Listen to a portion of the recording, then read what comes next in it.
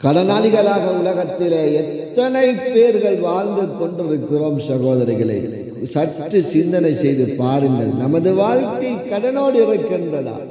சிலருக்கு உலகத்திலே கடன் எடுத்து வாழ்வதுதான் வாழ்க்கையாக இருக்கிறது. அவர் சம்பாத்தியம் கூட இல்லை, அந்த அளவுல கடன் எடுத்து கொண்டே இருக்கிறார்கள். கடனாளிகளாக உலகத்திலே வாழ்ந்து கொண்டிருக்கிறோம். அதை கொடுப்பதற்கு கூட இவர்களுடைய ஆசை ஆர்வம் இல்லாதவர்களாக இருக்கிறார்கள். கடன் கொடுத்தவர்கள் எத்தனையோ பேர் மரணித்திருக்கிறார்கள். அவர் கேட்டு கேட்டு இவர் கொடுக்காமல் இருந்து இருந்து இயலாமல் உள்ளத்திலே இவர் தரவில்லை என்று அவர் எண்ணி எண்ணி எண்ணி அவர் கபரை கூட அடைந்து விட்டார். ஒருவர் ஒரு சந்தர்ப்பத்திலே சொல்கிறார்கள், கேட்டு கேட்டு இருந்தார், 1000 ரூபாய் சல்லியை கேட்டிருந்தால் நான் கடன் எடுத்திருந்தேன், நான் அவர்களுக்கு கொடுக்க முடியல, அவர் மௌத்தாகி விட்டார் என்று அவர் கவலையோடு சொல்கிறார்.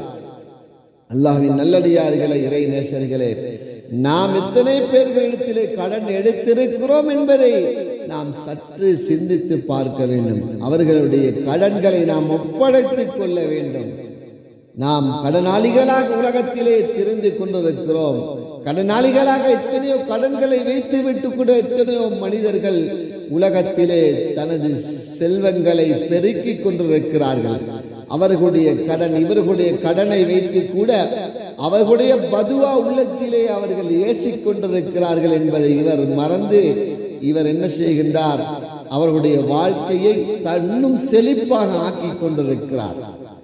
அல்லாஹ்வின் நல்லடியார்கள், அன்பை இறை நேசர்கள், அல்லாஹ் ஜல்ல சுப்ஹானஹு வ தஆலா எத்தனையோ பாவங்களை மன்னிப்பான். ஆனால் கடனாளிகளாக உலகத்திலே மரணித்தோமே ஆனால் கடனை அல்லாஹ் ஜல்ல சுப்ஹானஹு வ தஆலா அந்த அடியார் மன்னிக்காத வரையில், இவர் கொடுக்காத வரையில் அல்லாஹ் மன்னிப்பது கிடையாது.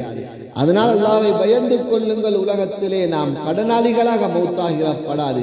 கியாமத்துடைய நாளிலே நாம் கடனாளிகளுடைய இருக்கக்கூடிய இடத்திலே நாம் எழும்பக்கூடாது சகோதரிகளே என்பதை நாம் நினைவில் வைத்து கடன்களை சரியான முறையிலே நாம் திருப்பி கொடுக்கக்கூடிய பாக்கியத்தை வல்லவன் அல்லாஹ் நம் அனைவருக்கும் தந்தருள் புரிவானாக.